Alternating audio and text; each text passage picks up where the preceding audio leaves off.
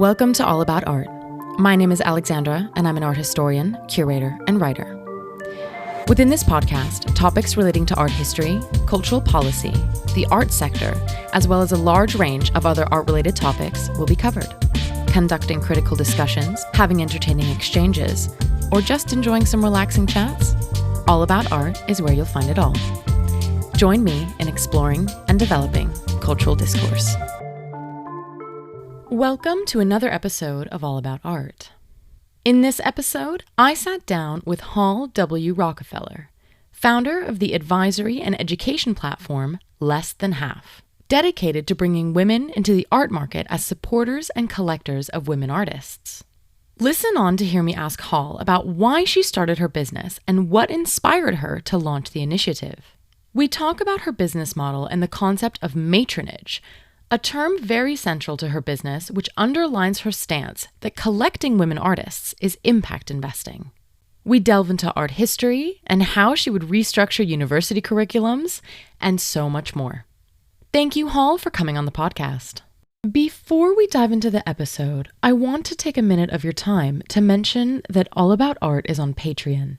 We are mostly volunteer-led, but in order to cover running costs and other expenses, we make it possible for our lovely listeners to support us, ranging from £1 a month to the price of an oat latte a month, or on the higher end, the price of a Sunday brunch per month, depending on the tier you want to choose. If every person who listens to the podcast signed up for the £1 tier on our Patreon, we would be able to sustain the podcast while also having scope to produce episodes more frequently and expand our activities in demystifying the professional arts sector. So, if you want to receive early access to episodes and behind-the-scenes content, maybe you want to get some merch, or if you just love what we do and want to support us, I would be thrilled if you considered signing up.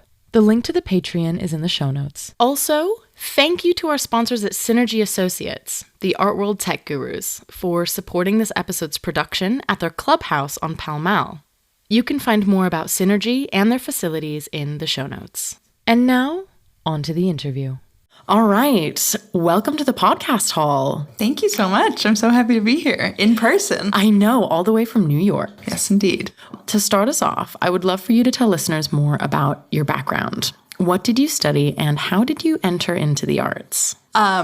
Well, I will start before the studying because I think how I grew up is a good indication of, or it was a good predictor of what I was going to study. I grew up in New York City, as you mentioned, on the Upper East Side, where there is probably, I haven't confirmed this in any way, but I wouldn't be surprised if it's the highest concentration of museums per capita in at least the United States, if not. Paris might give it a run for its money, or London. But the Upper East Side is extremely, we have the Metropolitan Museum of Art. We have, until recently, the Whitney, which moved downtown, the Guggenheim, the Neue Gallery. Just one after another, just superb world-class institutions that I just took as a given, took for granted in the best way. Because they're still there. So I get to visit them often.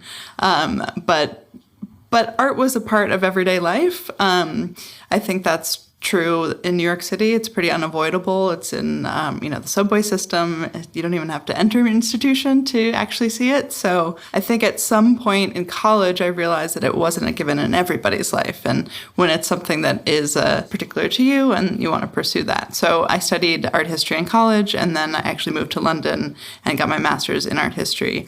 And yes, I think it's an essential piece of living. I think it's an essential piece of a healthy life, a balanced life. But many people don't seem to see that. But certainly I knew that the more of it I could have in my life, the more centered I would feel. Yeah, I completely agree with you. I think that me going to study art history completely changed not only, of course, the trajectory of my career, because it decided what I was going to do for my future, but it actually led me to be more introspective about myself. It built this ability. I built this ability within myself to be able to learn how to see, properly see, and then be able to articulate it better than I ever would have been able to if I had studied anything else. It sounds kind of silly when I say I learned how to have opinions, but on just a deeper level. Absolutely. I mean, there's so many skills within the discipline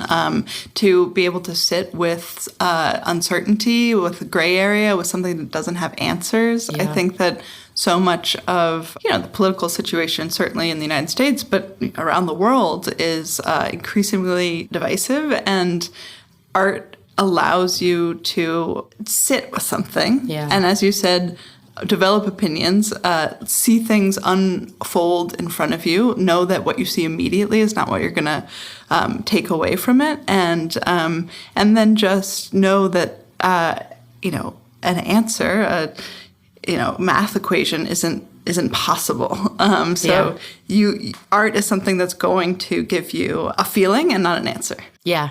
I think that makes so much sense, and I think that it's a lot of people, because you said not a lot of people see it as essential, or not a lot of people feel comfortable sometimes, because there is a lot of discomfort involved with engaging with art. I think there's a lot of discomfort in not knowing what you feel, or feeling like you don't know what you're looking at maybe. There's this, I guess, perception of feeling like you don't belong, like you're not smart enough. And I'm not talking about necessarily the actual barriers that stand in the way in the arts and cultural sector. I'm talking about when people go into a museum and they look at a white canvas, or a sculpture of a rock on top of a rock or something. And they're like, why is this art? And it's well, think about it. Why do you think it might be? Why do you think it's here? Why do you not think it belongs here? Why does it bother you? Today I was with some friends and we were looking at some art, and my friend was like, I really hate this. And I was like, why do you hate it? Right. Because I loved it. Right. I loved what I was looking at. And she was like, well, and then the more she got into it, the more she actually started to like the piece. Right. And it's I actually love works that I hate. I love it because it makes me think about why I hate it. No, absolutely. And certainly as a critic, there isn't as much of an appetite for art criticism generally, but certainly not negative criticism. But negative criticism, reading it or receiving it as an artist, is so valuable, because you really do get to understand more about a piece. And I think that the absence of it means that people feel like maybe they can't dislike art. And in fact, any opinion about art is valid. And your friend could very well have left the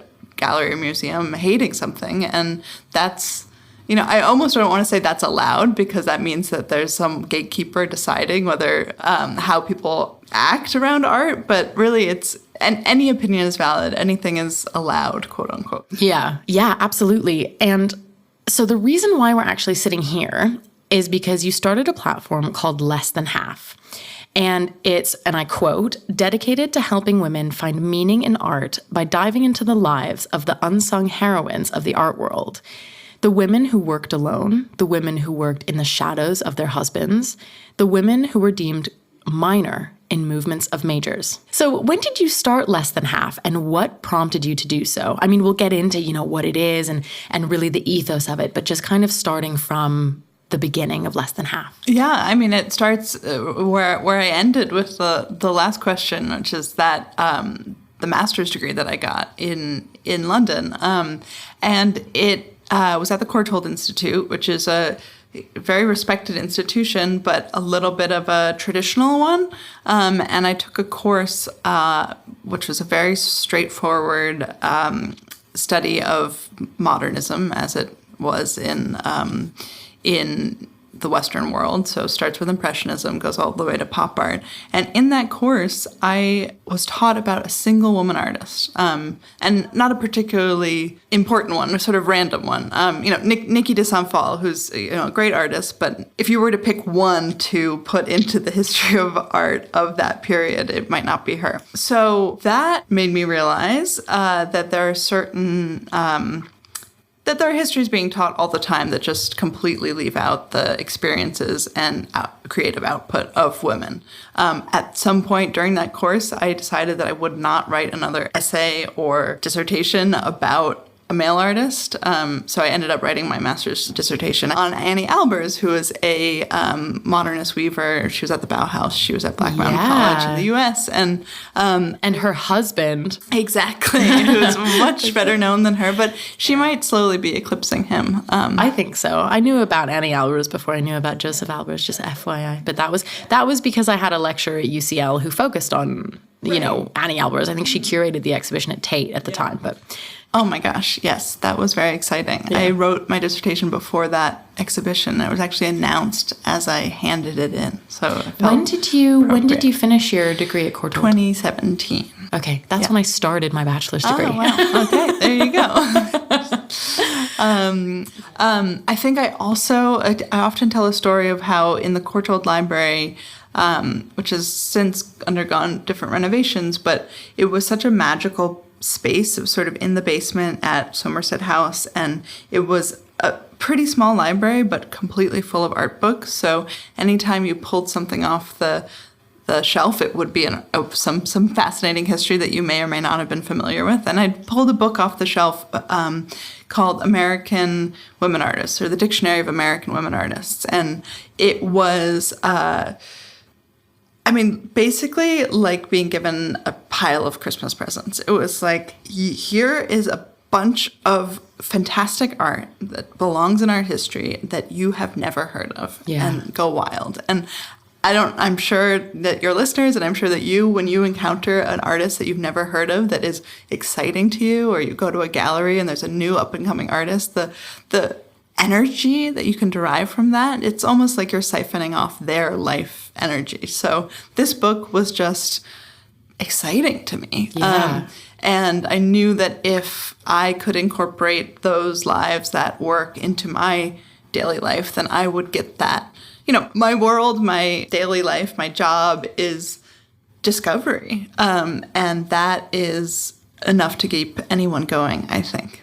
To give listeners also insight into the strong art historical feminist reference, I would love to hear about what inspired the name Less Than Half. Also to really drive home why this is so needed. Right, absolutely. Well, it was one of those sort of, almost divine inspiration moments where I picked the name and I wasn't going to change it. It just felt like that was the right. I didn't have to do tons of workshopping and brainstorming. But Less Than Half comes from a 1989 poster by the Guerrilla Girls. The Guerrilla Girls are this amazing anonymous vigilante art group. They call themselves by the names of dead women artists, and they wear rubber gorilla masks. They do make public appearances. For listeners who don't know the Guerrilla Girls, it's not spelled gorilla like the animal. Right. It's Guerrilla, like guerrilla fighters. Right, not, exactly. But they make a joke about that by wearing gorilla masks. Like the animal. It comes from a 1989 poster by the Guerrilla Girls that says, the art world that you're seeing is less than half the picture without the vision of women artists and artists of color. And the Guerrilla Girls would post these posters, sort of wheat paste them all over New York City as a way of calling attention to the gross imbalance of gender representation in the art world. They were at protests. They have done, they still exist, and they continue to call out injustice. And I think they call themselves the conscience of the art world. So it felt very appropriate to have a little piece of this poster, a little homage to a group that was doing what I continue to do, well before I had the idea to do it. So I think it's an acknowledgement that I am by no means the first person to do this. There were books written about women artists, centuries ago, and there were many, many written in the 1970s and 80s, and now there's another renaissance of interest in women artists. So it's definitely a nod to that, and also just sums up perfectly what it is I'm doing. I mean, we are literally seeing less than we should be seeing. I always say that art history without women is lying by omission. If you start seeing the lack of women artists, you start seeing a picture that's riddled with holes, and not just holes at the edges, which I think so often we like to sort of silo women, say, okay, here's art history and here are what the women were doing. Female art history or whatever. And it's just like, no, it's art history. So you see, I'd like to think of a puzzle where the many, many pieces are missing from the center of it. So much so that you actually can't see what the image is. And that's what art history without women is. That's what art history without people of color is. And it's just it's a story about humanity. And we make up a large proportion of humanity. Yeah, absolutely. Absolutely. I think that it's so incredibly important. And I wish that, I hope that we get to a point one day where it's not just like, okay, this is an artist and this is a female artist, or this is a woman artist, or this is whatever. It's just like, but at the moment, because we still need to reach that point of equality, it's important to differentiate and to push that as well, so that women do get the platforms that they deserve. Because even though, sure, you can look at auction records and sure, things are improving, but it's still not even like touching the surface of the difference in terms of the larger art market and what men have earned, or what male artists have earned versus female. I can't remember. I know that I cited this in an episode that I did maybe a year and a half ago, but there was an article in quite a reputable online magazine. I can't remember where it was exactly. If it was Forbes or wherever. But it basically stated that, looking at some research, it's less profitable, or it actually hurts the painting's value if a woman signs the painting. If a man signs a painting, it's worth more. But if a woman signs it, it's worth less. Right. She should just leave it unsigned.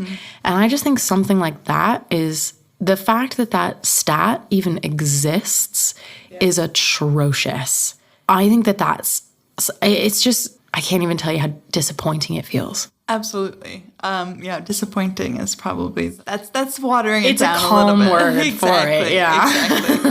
And we need to be calm in order to move the needle, because I'm certainly trying to do some big, bold things to change that. And it can't be done from a place of anger. It has to be done from a place of hope and excitement and general enthusiasm to show the world that there's a whole history that they haven't seen. And actually, what I do think is that ultimately, having women in art history, everybody wins. I think human beings are interested in seeing something new. I think that's been evidenced by the fact that the Guggenheim's Hilma af Klint show was the #1 most visited show in the Guggenheim's, almost 100-year history. Wow. And to me, what that says is that the public is hungry for this sort of thing.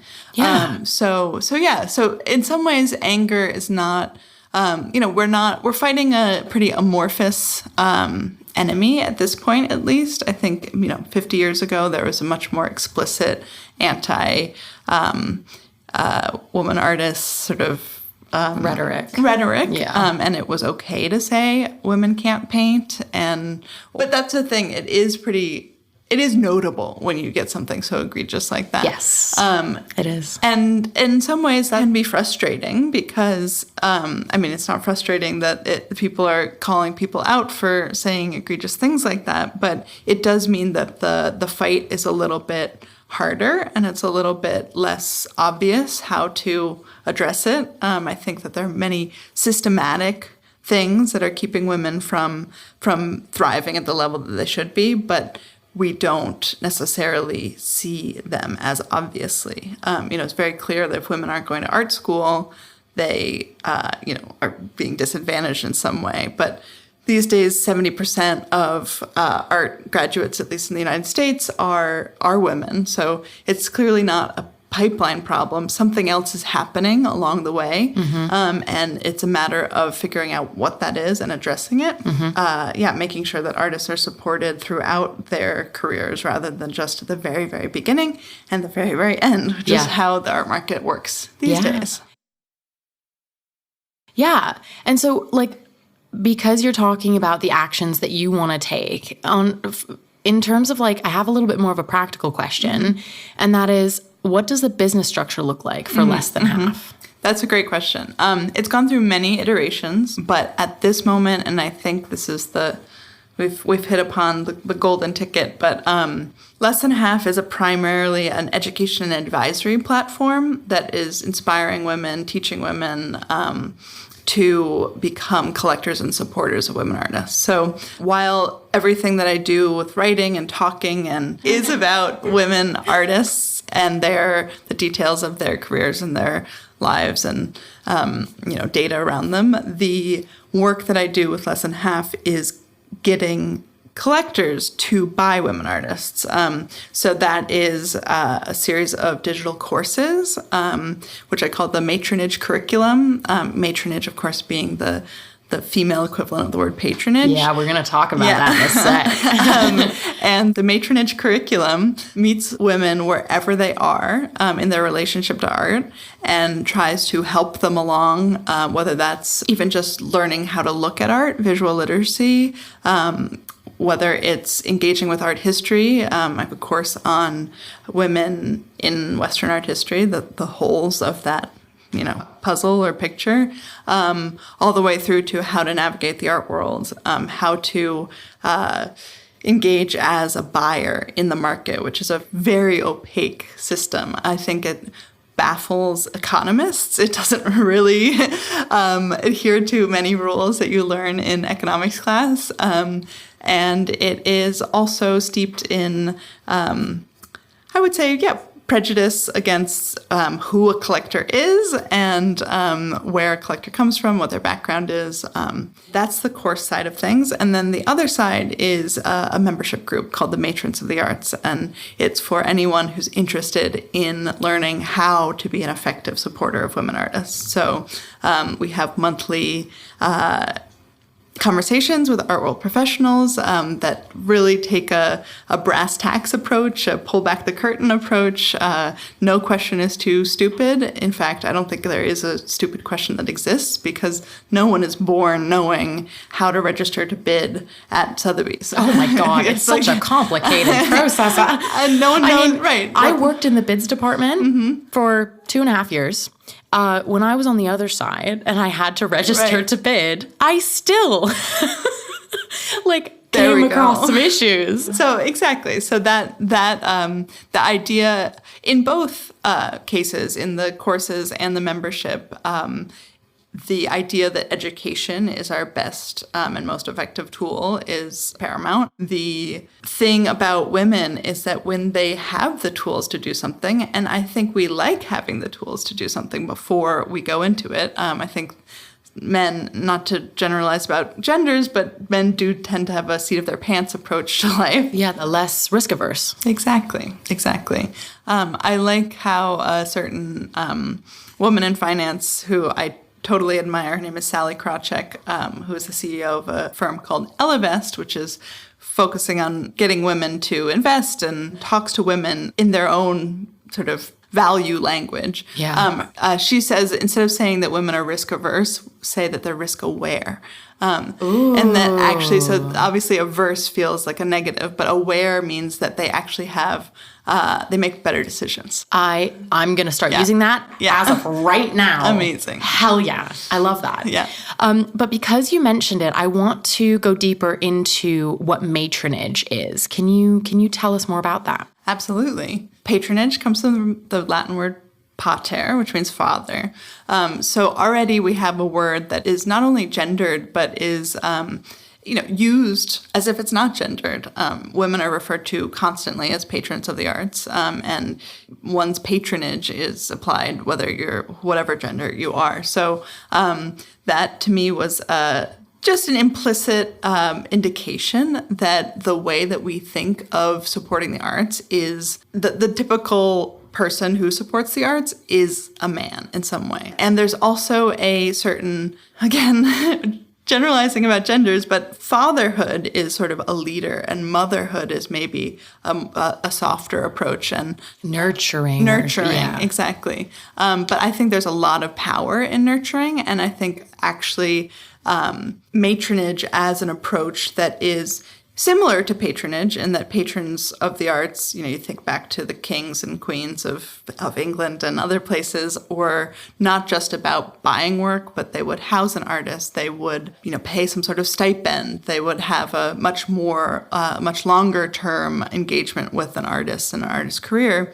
I think that that's really important to reintroduce into the way that we buy art, but also having maybe a little bit more of a motherly approach, maybe a bit more of a caring approach where the artist's career is mothered in some way, where we engage not just at the moment of exchange where I'm giving you $10,000, $5,000, $1 million, whatever it is for your painting, but I'm also making sure that I am buying at different junctures of your career where you most need it. Becoming a mother, for example, or, we think a lot about mothers, and in this moment we're talking more about artist mothers, but I wrote an article about artist daughters and how women are disproportionately the caregivers for elderly parents and how that affects art careers.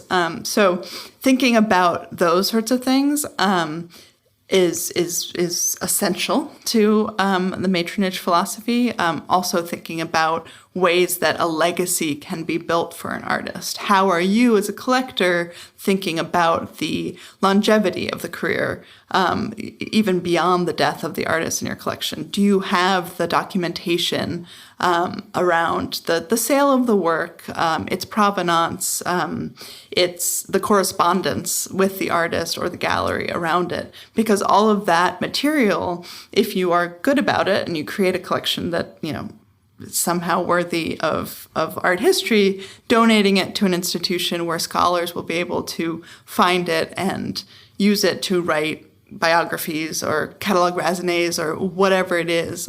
That material is so essential to the long-term relevance of an artist. And you see it, I think the old masters market is such a good way to see to compare what if patrons and matrons of the arts were documenting everything around female old masters or old mistresses, the amount of information we'd have about them would be much more, and the markets for them would be much more in existence. So if you talk to an old masters specialist, they will often say, well, we actually don't have, the lost stories are so clear. They will have something that's attributed to a female artist, or they have an inkling of who it was, but because there's no material, they can't identify it and therefore can't build a market for it and can't create the story around it. So you find that certainly if art investing is what you're after, and these two things, I think art history and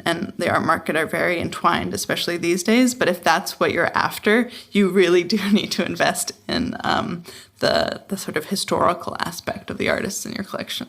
Well, so that actually is the perfect segue into my next question, because one thing that you've stated in the past, I think you said it when you and I had our first FaceTime call, but it's also on your website, and it really sticks with me, and that is collecting women artists isn't charity, it's impact investing.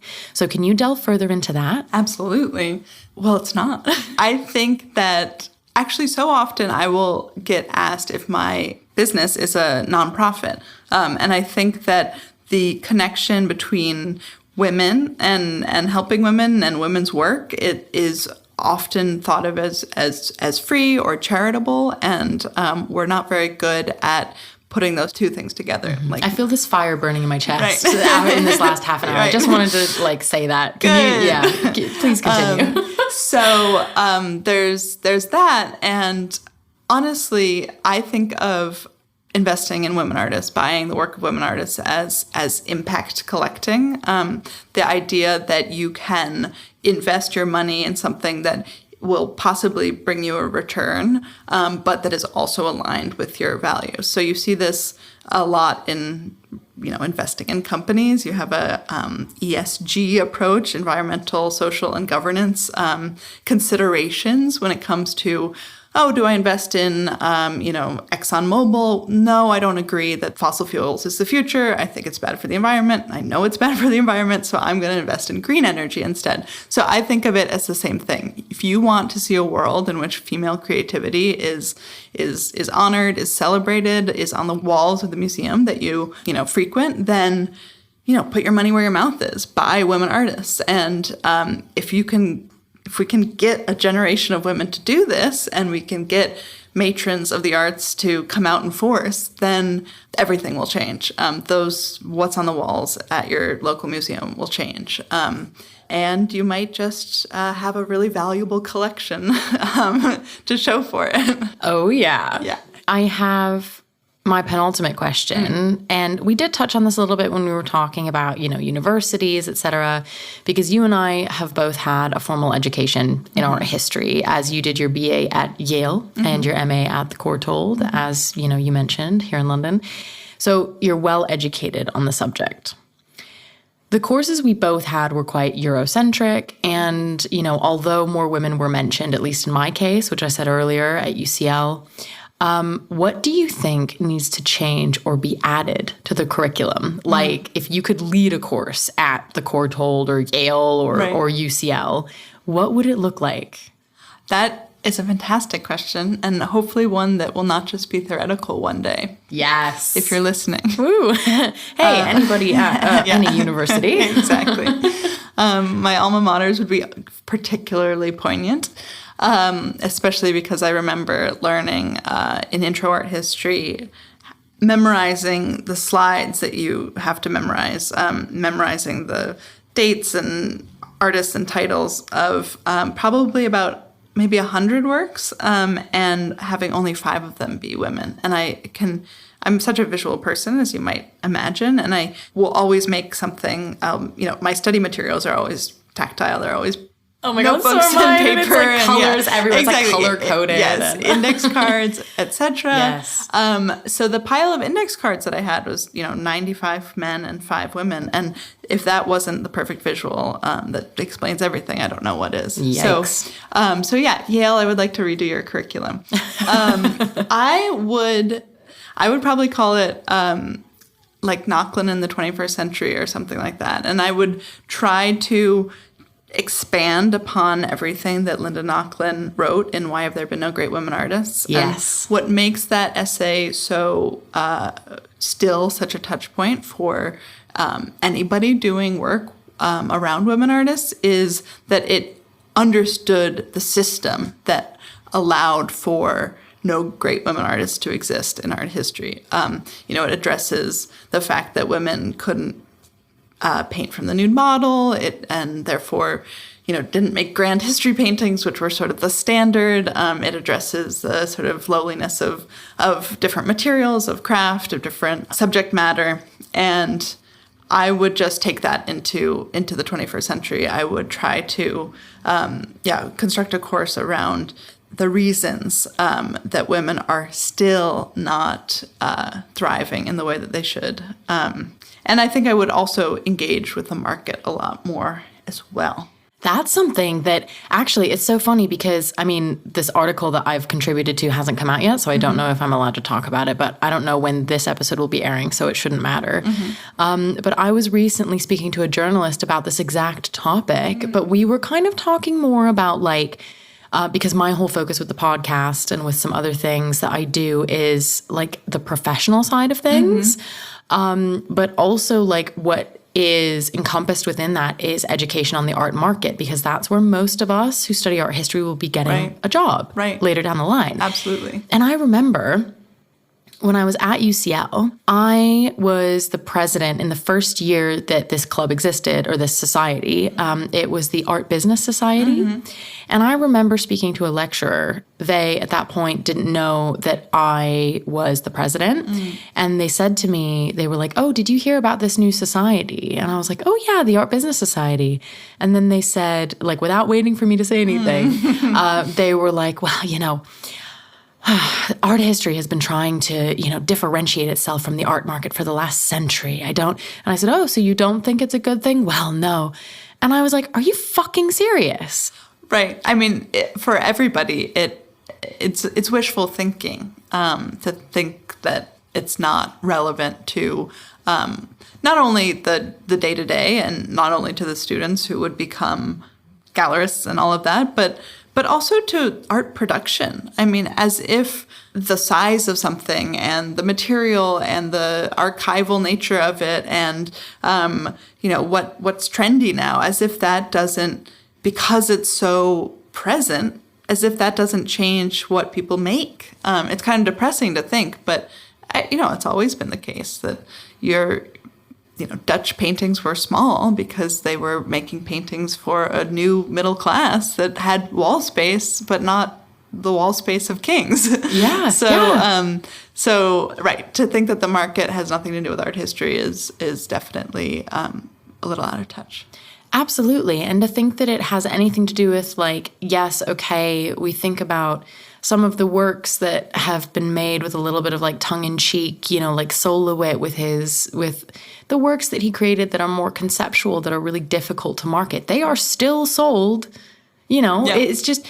And at the same time, it's kind of like, instead of stigmatizing it, why don't we talk about it and find better ways of navigating it? Yeah. Like, it's so silly. No, and I think that anything that is made, anything that we think is taboo to talk about and there's a power differential within it, only serves to perpetuate a status quo. You know, we don't list prices for different works, and, you know, there are reasons for it market-wise, but I also think that not talking about money generally disadvantages the people who have less of it or who are paid less. You know, if we don't talk about our salaries, we're, you know, at risk of not knowing that, you know, your female coworker is paid a lot less than your male coworker. Your black coworker is paid a lot less than the, you know, white coworker who has the same job title. So I think that's true also in the art market, and the things that we're not articulating. We don't have all the information, and we're not. It's not fair in some ways because we're not given the chance to change it. Yeah. At least while you were talking, I was thinking, you know what? The one ethical thing about auction houses and auctions in general is that, like, you get all of the results online. Like, they publicly put out all the results. Yeah. You can see it without hammer price. You can see it with hammer price. You can see, you know, what these works sold for. Right. And what they're actually worth, because the market does determine that. Yeah, absolutely. It's, I think that's true. And I think that's why so many people start collecting with auctions, because there's so many barriers to entry that don't exist there. You don't have to be the right type of person. You can't really get cheated because, I mean, there are various fees and things that do feel a little bit excessive, but you know that the price you're paying is what the market wanted it to be priced at. And so for that reason, I think auctions are very approachable. And then you can even, bid online. And with that, it's, you don't even have to show up with the right Gucci bag or your Birkin or whatever it is. Make sure your shoes are polished. I mean, because I worked at an auction house, like, yeah, I've seen a lot. You don't even have to show up. You can show up in sweatpants, right, unless it's an evening auction. If it's an evening auction, maybe, yeah. No, I think the worse you're dressed, the higher your net worth is. That's my general observation. Yeah, if someone shows up in sweatpants, roll out the red carpet, guys. Exactly. Hall, I have one final question for you, and it's a fun one that I always ask all of my guests here on All About Art. It's just to end the episode, and it is, if you could pick one artist from art history to have dinner with, who would it be and why? I was prepared. I would have dinner with Anne Truitt. Anne Truitt was a mid-century minimalist sculptor who lived in Washington, D.C. What I love about Anne Truitt is her writing. She published 4 diaries, not all within her lifetime. The last one just came out a couple years ago. But the way that she articulates not just her life and the day-to-day of what's happening, but also her relationship to art and motherhood, and the two of those things coming together is, I truly think they're some of the most beautiful reflections written, at least in the 20th century, but probably ever. And I just think that she would have a lot of wisdom and insight into what it means to have those two identities. I'm not a mother.